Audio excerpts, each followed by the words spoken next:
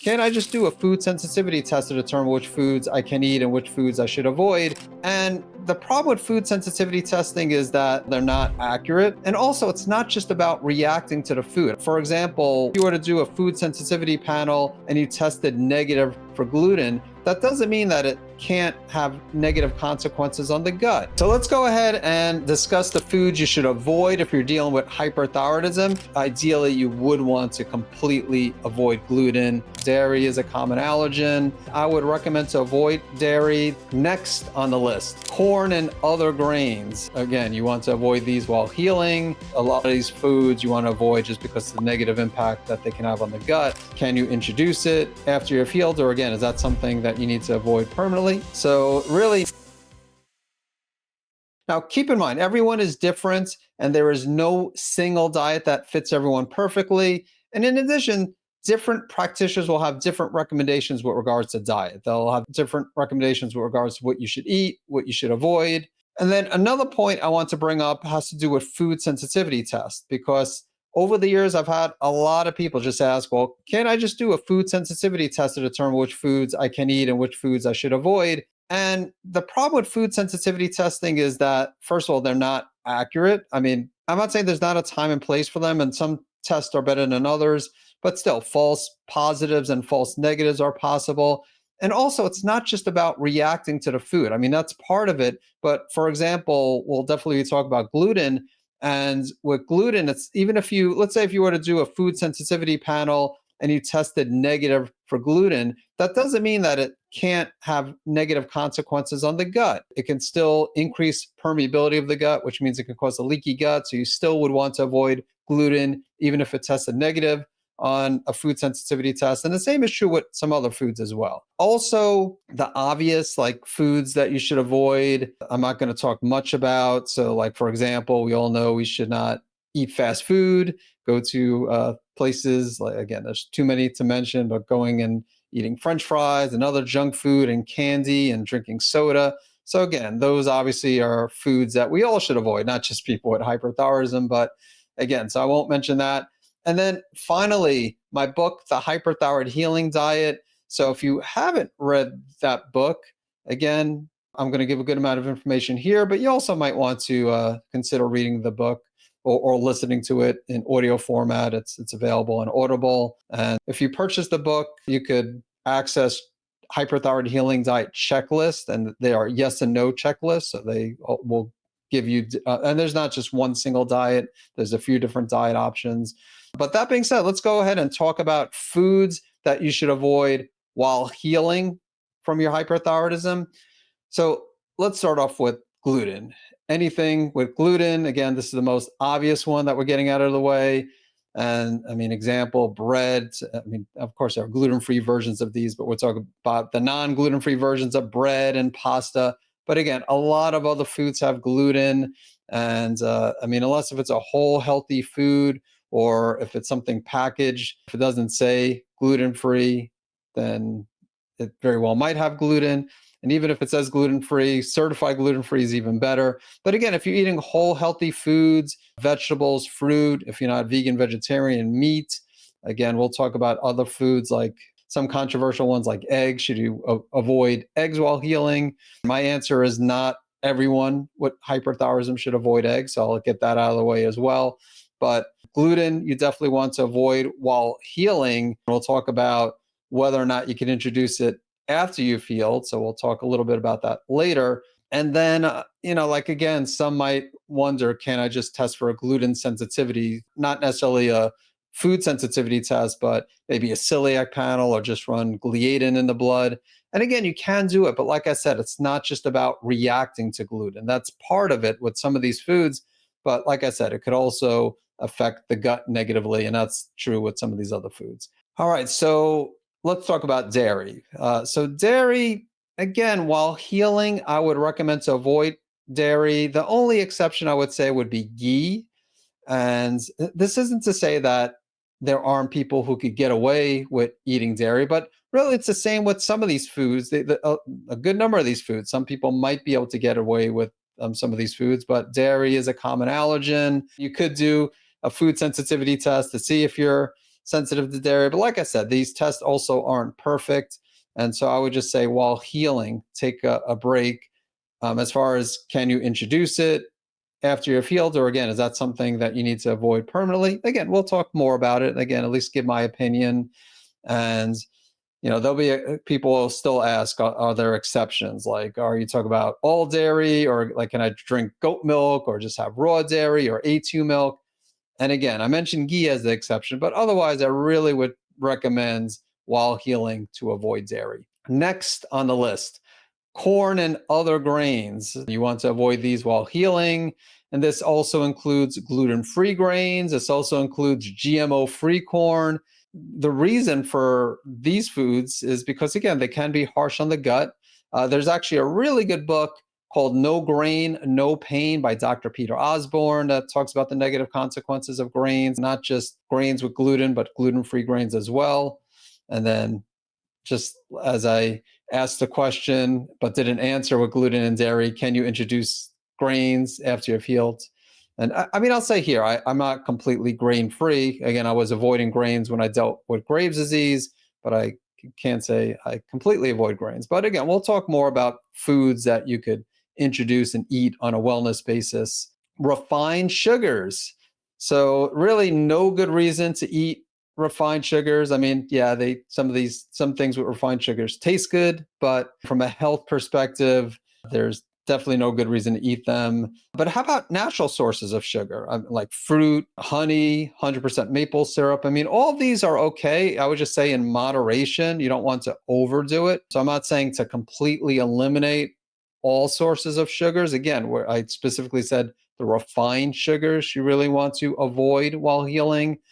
And then another question you might have is, how about natural sweeteners like stevia, monk fruit? And it's debatable. Some practitioners will say to completely avoid them while healing. Others will say they're okay to eat. And I think in most cases, if you could avoid them, I would say avoid them. It's usually you might find them in like powders if someone's adding like a protein powder to a smoothie, or they could be in other foods as well. But if you could avoid them, avoid them. I think they're definitely not as bad as refined sugars, though. So if someone is having a little bit of stevia or monk fruit, usually it's not a big deal. Again, some practitioners would disagree with me. Others would agree with me. And like I said, definitely if you're unsure completely, there's really no good reason to eat stevia, have stevia or monk fruit either. I will say that. So it's not like you absolutely have to eat them. I'm definitely not saying that. All right, next foods very high in iodine. Now, without question, iodine is important. I'm not anti-iodine. In the past, I've had good experience with iodine.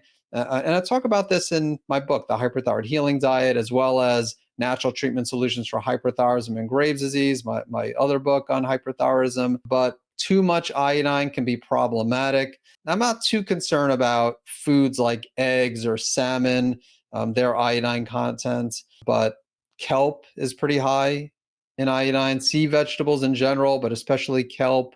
And then shellfish tends to be higher. Again, not as high as kelp. If someone has shellfish every now and then, it might be okay. Obviously, it depends on the person, but yeah, even some sources of fish, like cod, for example, is higher in iodine. And I mentioned salmon is not higher in iodine, or things like sardines, not higher in iodine. So again, I talk more in detail in the book, Hyperthyroid Healing Diet. Also have a bonus chapter where I talk about food sources of iodine, which you could access if you do purchase Hyperthyroid Healing Diet. But again, foods very high in iodine in some cases can exacerbate hyperthyroidism, or in some cases with Graves, can also exacerbate the autoimmune component of Graves. So alcohol also is something you want to avoid while healing from your hyperthyroid condition. And the big reason is the negative effect on the gut. And I probably should mention that the reason you want to, it should be obvious why you should avoid anything that has a negative effect on the gut. But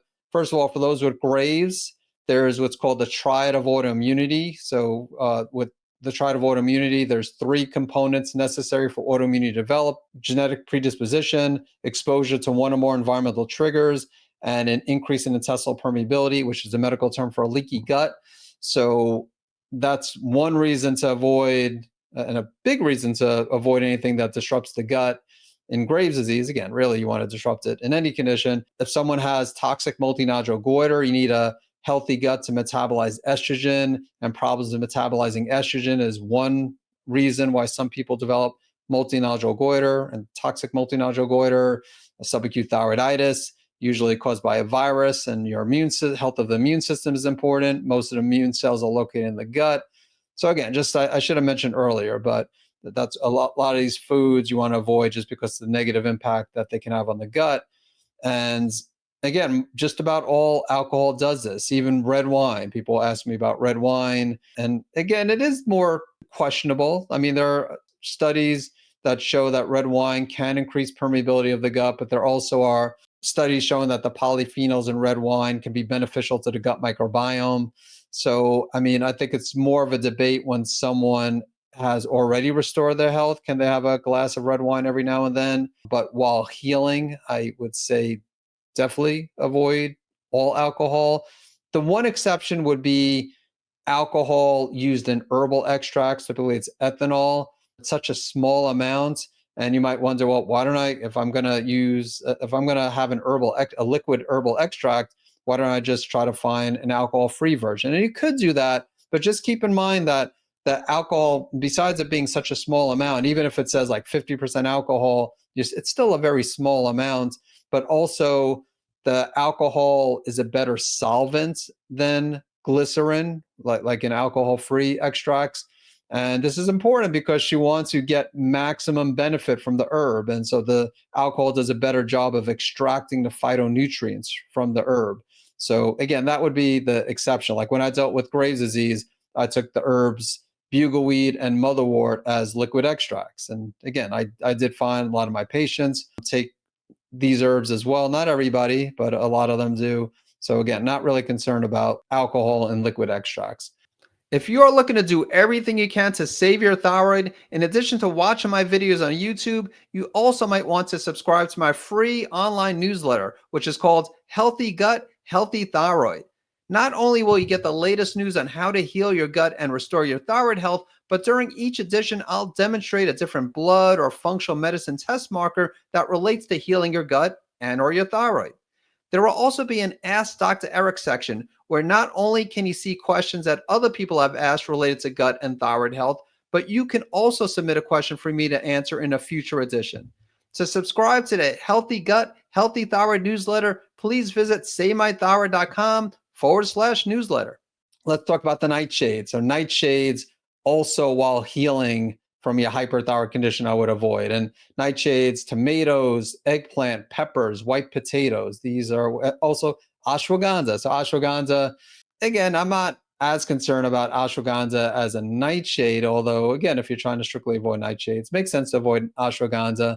But ashwagandha is controversial for other reasons. But anyway, really the goal here is to focus on food sources. So if you're interested in learning more about ashwagandha, I do have a separate episode where I talk about ashwagandha and hyperthyroidism. But with the nightshades, again, arguably more of a concern with Graves, but they could be harsh on the gut even if you don't have Graves. So if you have toxic multinodular goiter, for example, you might still want to take a break from nightshades. And one question, most of these you do want to wait until you've healed, you've restored your health before reintroducing them. Now, nightshades, you can make the argument that maybe you could reintroduce them before healing later on, but I mean, it does depend on the person. So I would say that would be like later on as far as reintroductions. But again, I talk more about nightshades in my hyperthyroid healing diet book. I'm pretty sure I have some episodes where I talk about it as well. So this next one, this is going to be the last one I cover here. And this definitely will be controversial, and it's spinach. So spinach, maybe one that you weren't expecting, definitely has some health benefits. I'm not saying spinach doesn't have health benefits. The problem is that it's extremely high in oxalates. And again, not going to get into detail with oxalates here. I have other episodes. I talk about it in the book. I have an entire chapter in my book, The Hyperthyroid Healing Diet, where I talk about oxalates. But oxalates can cause kidney stones. They can cause other problems. So yeah, I would just, and the thing is, there are other green leafy vegetables that are healthy and lower in oxalates, like green leaf lettuce, romaine lettuce, arugula, and of course, many other vegetables. So, again, for more information, listen to some of the episodes I have on oxalates, including one where I interviewed Sally K. Norton, who's the author of the really good book, Toxic Superfoods. And then again, if you read my book, The Hyperthyroid Healing Diet, I have an entire chapter where I discuss oxalates. So let's go ahead and talk about foods that you should continue to avoid after you have restored your health. So these are foods that arguably you should never eat, even after you have restored your health. So again, gluten containing foods are ideally, you should avoid them permanently. So 100% avoidance is ideal. Now, the question you might have is, have I completely avoided gluten 100% since 2009? I was dealing with Graves in 2008. I've been in remission in 2009. And I'd be lying if I told you that I've been 100% gluten-free. I've never had any gluten exposure. So again, we're talking about in a perfect world, ideally you would want to completely avoid gluten. Again, like if I go out to eat, I'm not going to try, like I'm not going to speak with the cook and the waiter or waitress and talk about minimizing cross contamination. So I will, even when I eat out, I will try to avoid gluten. So again, most of the time I am avoiding gluten, but I'm not taking extra precautions as if I was dealing with celiac disease. And like I said, I can't say I've been 100% gluten free, but I've been pretty good. But again, there's no good reason to eat gluten. So when I get exposed to gluten, or when I have been exposed in the past, there wasn't a good reason. It's just like I just had it, So again, it definitely has negative consequences. Now, I don't feel bad when I consume gluten. In a way, that's not good because it's not telling me that it's bad. When someone eats it and they react to it, they know they should avoid it. But just because I'm not experiencing any symptoms does not mean that I'm not having any negative consequences. So again, gluten containing foods, you ideally should avoid even after restoring your health. Refined sugars also, again, I can't say I've 100% avoid refined sugars since 2009, but definitely greatly minimize exposure to refined sugars. But again, that's something also you should ideally avoid. Now, grains, like gluten-free grains, I think it depends on the person, even though Dr. Peter Osborne, again, author of the book No Grain, No Pain, might disagree and recommend for people to avoid grains forever. It's been a while since I read his books. I don't know if he recommends everybody permanently, but I think like autoimmune conditions, he would say to permanently avoid them. Again, I don't eat a lot of grains, but sometimes I'll eat some rice. Sometimes I'll eat quinoa. Again, I'm not a big grain person to begin with, but yeah, so I think every now and then it's okay. Some buckwheat, every now and then. Corn, though, I would say if you could avoid corn, to continuously avoid corn, even organic, GMO-free corn. It's not just about the GMOs, but corn has been shown in the research to elicit a gluten-like response. So again, it could also increase permeability of the gut. So yeah, it's I would say to really minimize corn. And if you could completely cut it out, that would be great. So let's talk about dairy. So dairy, again, there will be some practitioners who say that, especially those with an autoimmune condition, they should not only avoid gluten permanently, but dairy permanently. And I find that I could tolerate some dairy. I don't eat a lot of dairy. I don't drink cow's milk. I kid around that if I have pizza, it'll be cauliflower crust pizza, but I'll have my mozzarella cheese. And then more recently, I've been drinking some goat milk kefir. So yeah. So anyway, I don't consume a lot of dairy. And this is obviously, I'm talking about my experience, but over the years, I've found that a lot of people can tolerate reintroducing dairy. Again, not everybody. And it's not just about lactose intolerance. Actually, lactose, I'm not too concerned about, but more so casein and whey. And yeah, so that's one that I don't necessarily think everybody needs to eliminate, but it does depend on the person. Alcohol. So I mentioned red wine. Can you drink red wine every now and then after healing? Again, while healing, I would say ideally take a break from it, but after healing, I think honestly, most people can get away with an occasional glass of red wine, even like once a week. I mean, that's just my opinion. I'm not an alcohol drinker. I honestly don't drink red wine. I don't drink alcohol. So I would say avoid all other sources of alcohol. And again, minimize if you're going to drink red wine, to at least minimize it. Spinach. So spinach, again, for the most part, I avoid spinach. I mean, just there's so many other vegetables that I can eat. And again, some would disagree and say, no, spinach is so healthy. I mean, just don't, again, they would say that it's a myth with the oxalates, but it's not just Sally K. Norton's book, The Toxic Superfoods, but well before that, Mosaic Diagnostics, it used to be known as Great Plains Laboratory, going through their workshops, and they do testing for oxalates and just talking about concerns. So I'm pretty much convinced that, again, spinach is something that it's a good idea, I think, to avoid permanently. So that's pretty much all I want to discuss. And before wrapping up this video, I want to ask, what foods are you currently avoiding? Please let me know in the comments below. And if you've read my book, The Hyperthyroid Healing Diet, please let me know as well. And if not, then I highly recommend reading this book, which you can find on Amazon. And again, the audiobook version is also available, which on Audible. And if you want to learn more about how to save your thyroid and regain your health, then I highly recommend to watch my free webinar entitled The 5 Steps to Reversing Hyperthyroidism. And I'll make sure to include a link in the description below this video. Thank you so much for watching this. Give this video a like if you learned something new, and consider subscribing if you want to learn more about how to save your thyroid.